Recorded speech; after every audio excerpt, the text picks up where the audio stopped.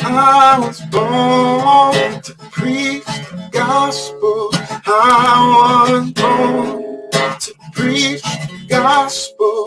I was born to preach the gospel. And I sure do love my job, yeah. I was born to preach the gospel. I was born to preach the gospel. I'm born to preach the gospel. And I sure do love my job, yeah. Yes, I really love my job. I'm a disciple that makes disciples that makes disciples. Oh, I'm a disciple that makes disciples that makes disciples. I'm a disciple that makes disciples that makes disciples. Yes, I'm a disciple that makes disciples that makes disciples. I'm a disciple that makes disciples that makes disciples. I'm a disciple that makes disciples that makes disciples. Get firmly rooted. So let's get firmly rooted. Let's get firmly rooted. So let's get firmly rooted. Oh, I'm a disciple that makes disciples that makes disciples. I'm a disciple that makes disciples that makes disciples. I'm a disciple that makes disciples that makes disciples. Let's get firmly rooted. Firmly rooted. Let's get firmly rooted.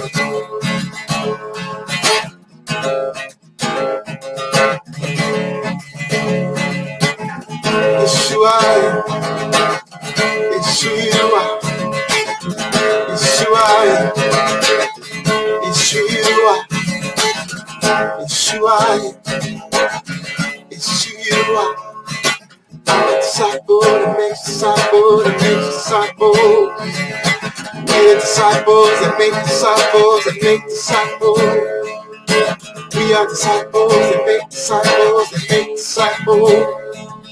We are disciples that make disciples that make disciples. Let's get firmly rooted. Firmly rooted.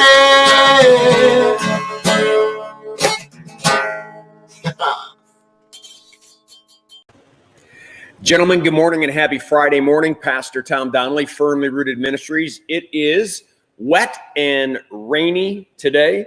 We've got Garrett and Glenn in the house. Let's see, who do we have here?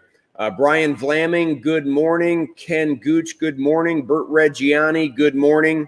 A couple others popping on there. We're looking at Psalm 46. As I said yesterday, we're going to go through this a few verses at a time. It is just a powerful psalm. Many hymns are written about it, but probably one of the most famous hymns is "A Mighty Fortress Is Our God," written by Martin Luther. So yesterday we talked about the fact that in the first three verses, God is our refuge and strength. He's this place to hide, but not just a protector. He's a strength. He has the ability to protect us and the ability to rescue us. And it says he's an ever-present help in trouble, which is really interesting because when we get into trouble, it's when we think God's abandoned us. When in actuality, David is saying, no, if we're men of God, when we are in trouble, God is near. He's near. He promises to be there. And therefore, I'm not going to fear. And then he goes on to describe the whole world kind of turning upside down. The earth gives way. Mountains fall into the heart of the sea. Waters foam and roll like a tsunami. Mountains are quaking. All the things that we should be pretty certain about, we can't be certain about. Oceans are typically oceans. Mountains are typically mountains. And for the most part, everything stays pretty stable. He's saying, even if we wake up into that kind of mess, even if we wake up into that kind of confusion and out of controlness, that out of controlness, listen, is only in the kingdom of this world.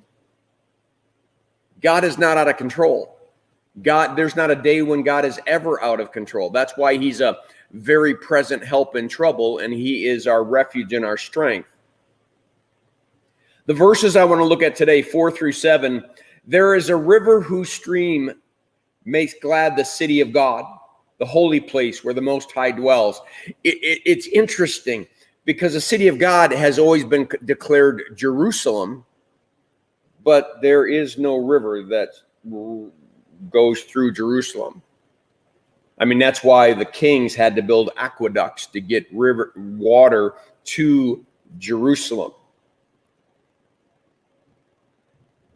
So what is he talking about? The place where the Most High dwells. What he's saying is, I'm in Jerusalem. My presence in Jerusalem. Like Jesus says, I'm the bread of life. I'm living water.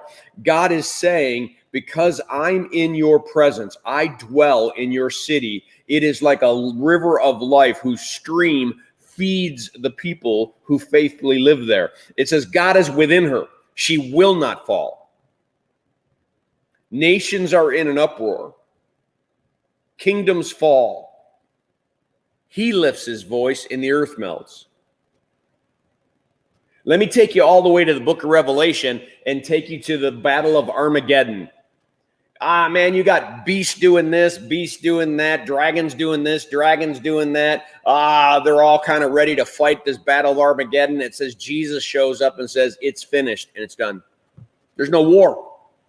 He just speaks the words, it's done. And then a new heaven and a new earth where there is no more suffering or pain or chaoticness or craziness. See, God is going to help us. He's going to supply these powers and authorities. He's going to be there on our behalf. And so twice in this psalm, but the first time is in verse 7, the Lord Almighty is with us. The God of Jacob is our fortress. The Lord Almighty is with us. The God of Jacob is our fortress. The Lord Almighty, El Shaddai. God is a warrior. The God who goes before Joshua and destroys nations even before Israel gets there, creates confusion even before Israel gets there, sets a fear in the people even before Israel gets there.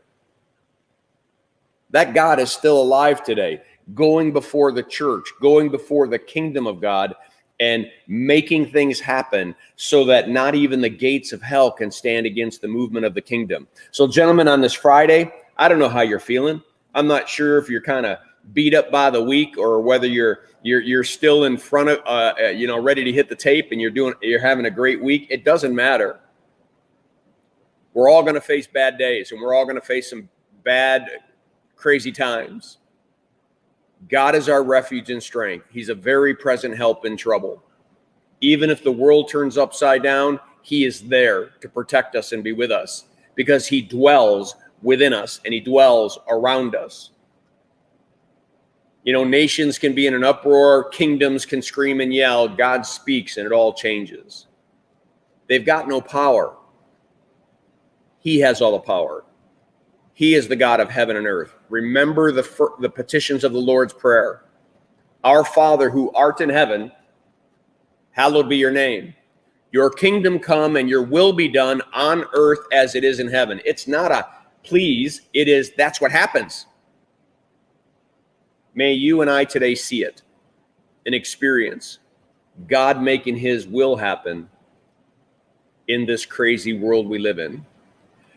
All right, I think that's what I have for you. Brian Vlaming, good morning. Mike Sandbrink, good morning. All right, guys, blessings on your day. Make it a firmly rooted day, and may someone see Jesus in us today. Peace.